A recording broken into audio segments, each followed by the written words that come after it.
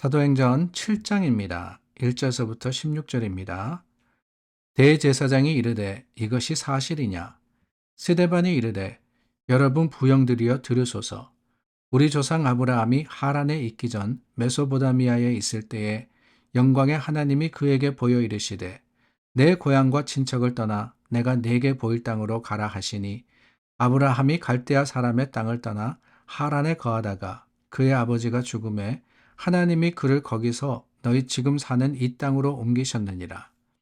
그러나 여기서 발붙일 만한 땅도 유업으로 주지 아니하시고 다만 이 땅을 아직 자식도 없는 그와 그의 후손에게 소유로 주신다고 약속하셨으며 하나님이 또 이같이 말씀하시되 그 후손이 다른 땅에서 나그네가 되리니 그 땅 사람들이 종으로 삼아 400년 동안을 괴롭게 하리라 하시고 또 이르시되 종 삼는 나라를 내가 심판하리니 그 후에 그들이 나와서 이곳에서 나를 섬기리라 하시고 할례 언약을 아브라함에게 주셨더니 그가 이삭을 낳아 여드레 만에 할례를 행하고 이삭이 야곱을 야곱이 우리 12조상을 낳으니라. 여러 조상이 요셉을 시기하여 애굽에 팔았더니 하나님이 그와 함께 계셔 그 모든 환난에서 건져내사 애굽 왕 바로 앞에서 은총과 지혜를 주심에 바로가 그를 애굽과 자기 온 집의 통치자로 세웠느니라. 그때 애굽과 가나안 온 땅에 흉년이 들어 큰 환난이 있을세 우리 조상들이 양식이 없는지라. 야곱이 애굽에 곡식 있다는 말을 듣고 먼저 우리 조상들을 보내고 또 재차 보내매 요셉이 자기 형제들에게 알려지게 되고 또 요셉의 친족이 바로에게 드러나게 되니라.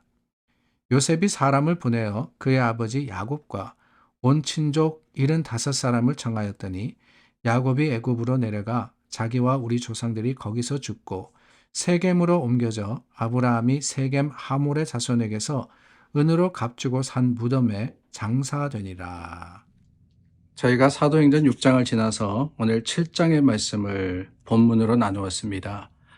어제 본문이었던 6장에는 우리가 잘 아는 우리 집사님들을 세운 이야기가 나오죠. 초대교회의 7 집사, 교회에 있었던 어려움을 통해서 하나님께서는 오히려 더 놀라운 일을 이루십니다. 하나님의 교회 사도만이 아니라 주님의 일을 감당하는 봉사자들, 섬기는 자들을 세워주신 거예요.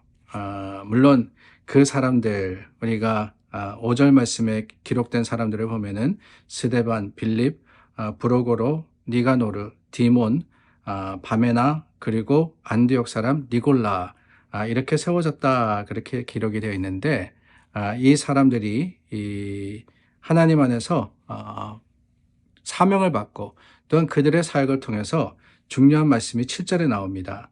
6장 7절에 보니까 하나님의 말씀이 점점 왕성하여 예루살렘에 있는 제자의 수가 더 심히 많아지고 허다한 제사장의 무리도 이 도에 복종하니라 라고 했습니다.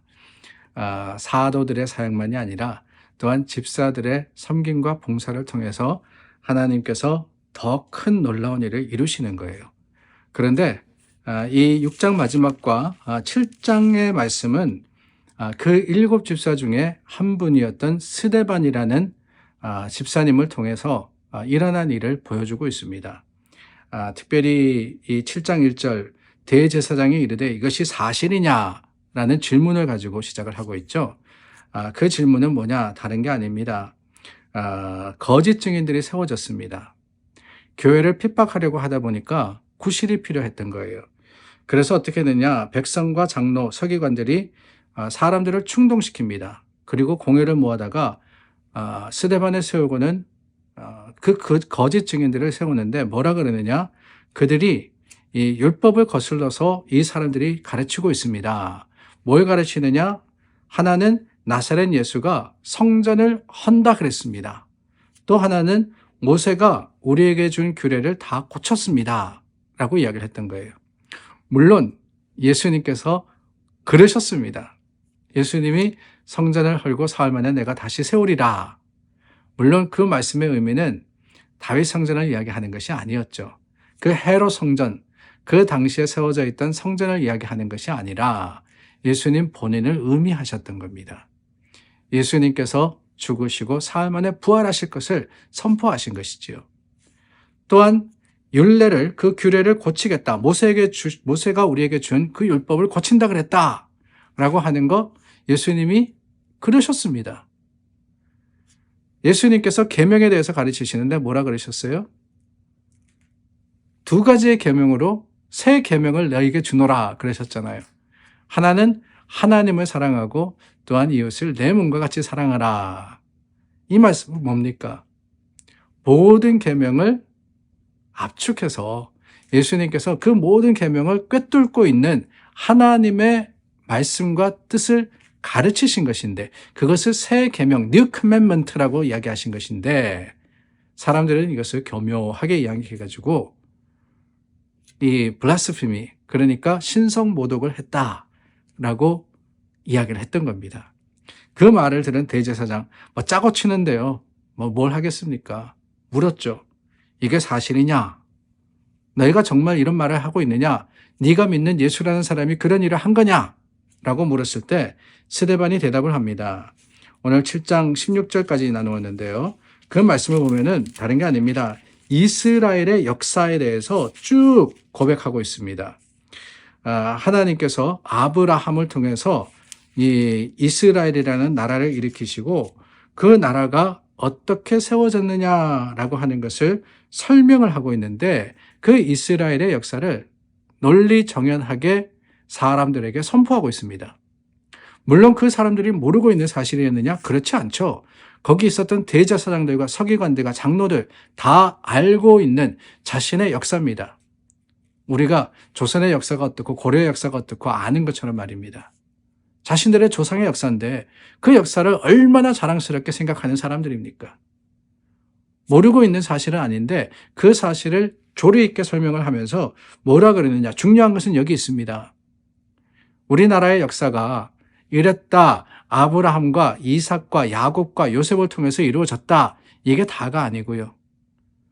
스데반이 고백하는 더 놀라운 사실. 그것은 다름이 아니라 하나님께서 이 모든 것들을 주관하셨다라고 하는 거예요. 하나님께서. 위기에 처했습니다. 스데반 집사님이 사람들 앞에 끌려가서 신문을 받고 있는 거예요. 대제사장들이 짜고 치고 그 스데반을 핍박하려고 하고 있습니다. 그럴 때 그 앞에서 담대하게 하나님이 하신 일입니다. 라고 선포할 수 있었던 것. 그것은 영적인 연기가 아니면 불가능한 일이 아니었을까요? 세상에 어떤 지식으로 이 말을, 이 고백을 할 수 있겠습니까? 스데반의 입술에서 나왔던 이 말씀과 선포는 그렇습니다. 지식이 아니에요. 그것은 확신이었고 하나님의 주신 믿음이었습니다. 이게 중요한 거예요. 우리가 예수님을 전하려고 하면서 교회로서 세상 속에 예수 그리스도의 복음을 선포하는데 가장 실수하는 많은 게 뭐냐? 지식으로 하려고 하고 있는 거예요. 성경을 배워가지고 그 배운 말씀을 가지고 기계적으로 전하려고 하는데 그러면은 절대로 하나님의 놀라운 역사가 일어나지 않습니다. 하나님의 역사는요, 우리가 사도행전 7장까지 왔지만은 베드로나 사도들과 모든 이 예수 그리스도를 따르는 사람들의 그 놀라운 사역의 현장 속에는 그렇습니다. 세상적인 어떤 지식이나 능력을 가지고 한 것이 아닌 것을 우리가 보았죠. 하나님의 성령의 은혜가 임하는 곳곳마다 놀라운 일이 벌어졌던 겁니다. 오늘 우리도 그래요. 스데반이 이 위기 앞에서 자기가 가지고 있던 역사 지식을 가지고 이 예수 그리스도를 선포했느냐? 절대로 아닙니다. 그랬더라면은 사람들의 마음이 찔리지 않았을 거예요. 그랬더라면은 그 말을 통해서 스데반의 고백을 통해서 우리는 하나님을 찬양할 수 없습니다. 스데반이 예수 그리스도를 드러내고 하나님을 증거할 수 있었던 것은 그렇습니다. 영적인 확신, 그 확신이 뭐예요? 신자가 믿을 신자 아닙니까?